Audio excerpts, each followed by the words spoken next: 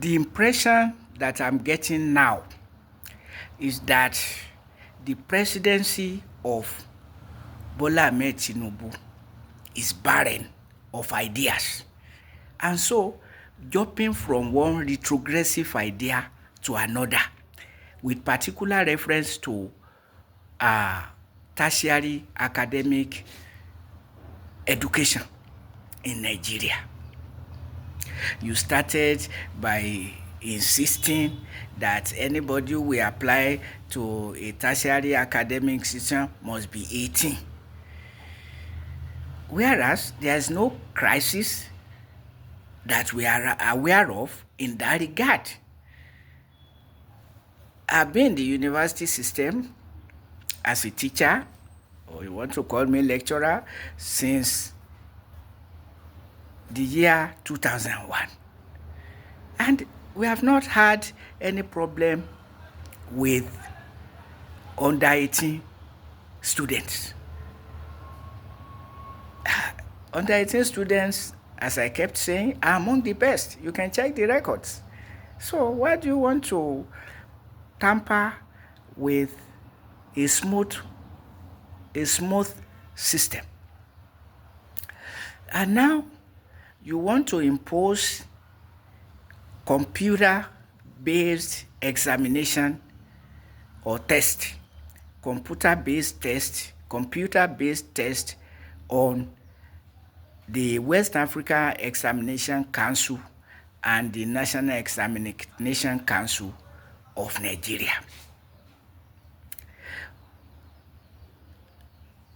Going by the insensitivity of the person or people who introduced computer-based tests for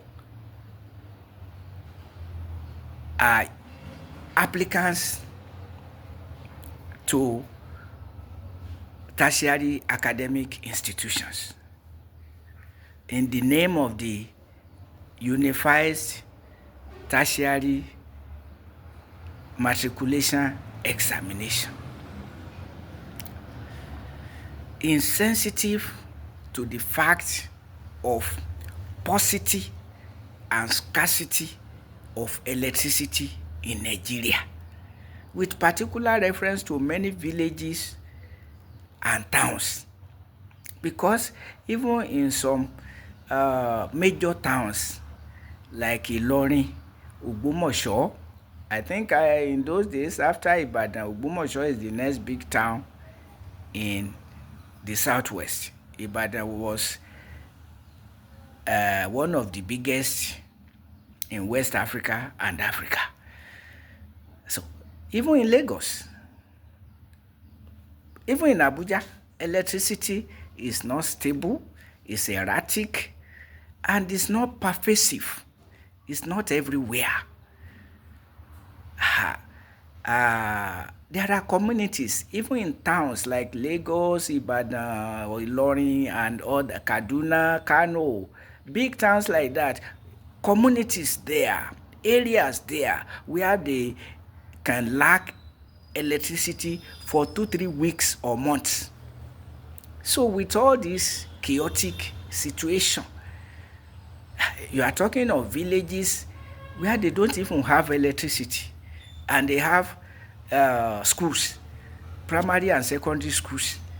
So how do you introduce computer-based tests for applicants coming from these areas, schools that have no electricity or computer, and yet rolling out graduates of secondary schools?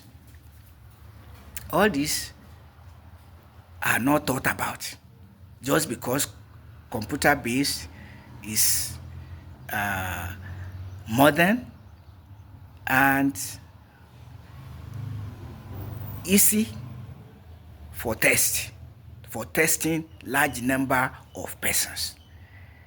But have you provided the enabling environment, or that does not matter? Because you are privileged and your children are privileged. Yes, there are privileged Nigerians who have no issue with electricity. Once there is no electricity, they put on their generator. But how many families are in this category? With particular reference to now, when cost of transportation, cost of feeding, cost of living has, or these costs have skyrocketed and keep escalating. Survival has become so difficult. Electricity still erratic, still scarce, non-available in many places.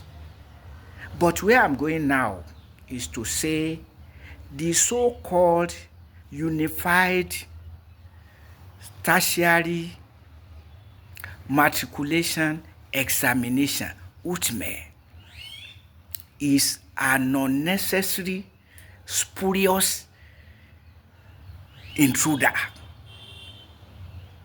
just for exploiting the candidates. Because once somebody has passed the secondary, what remains is the tertiary.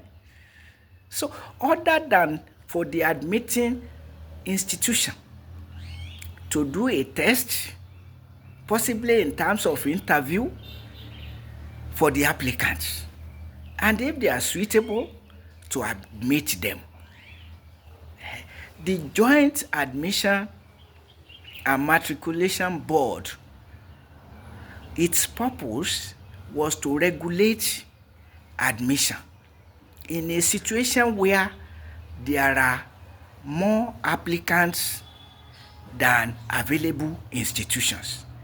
So how is it to be done such that no area of Nigeria is shortchanged? So that was the purpose of JAMB, not examination, but regulation of admission for fair distribution of admission. Who and at what point was the UTME introduced, and for what purpose? Somebody has passed secondary to start tertiary. So the procedure is not another exam, intermediary exam, but test. Okay, you say you pass secondary exam, let's ask you some questions, or let's sound you out. That is the role for the admitting institution, and they are still playing that role. And they are also cross-checking the secondary school result, second level certificate examination result. They are still doing that. Or is it that they were? So where is the place for UTME? Not to talk of CBT. And now you want to expand the crisis to NECO and WAEC, to impose it on them because you are not sensitive. You are of the same mentality with whoever introduced CBT with the situation of Nigeria, with the prevailing circumstance. So if you want to introduce CBT, ensure that the enabling environment is there. Otherwise, even universities using CBT for applicants should stop it, because it is a disadvantage to numerous applicants who didn't come from privileged areas where they enjoy electricity and the computer. Some of the teachers don't know how to operate computer. Who train this? Who prepare these candidates for secondary school examination? So limit your CBT to semester examination. But to admit these students, do it as you used to do it before computer-based test was introduced by whoever introduced it. So let us be fair, let us be sensitive, let us be realistic. Let us have consideration for fellow human beings.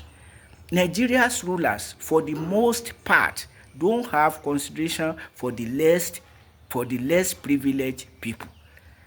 And that is why they will ban commercial motorcycle, they will ban tricycle, not considering pedestrians who will have to trek from the junction to their houses, which is another mile or two.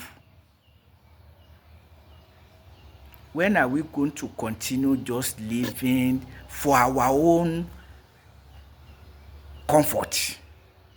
You want to attain power, you want to get position just for your own edification, irrespective of what happens to common people who are in the majority.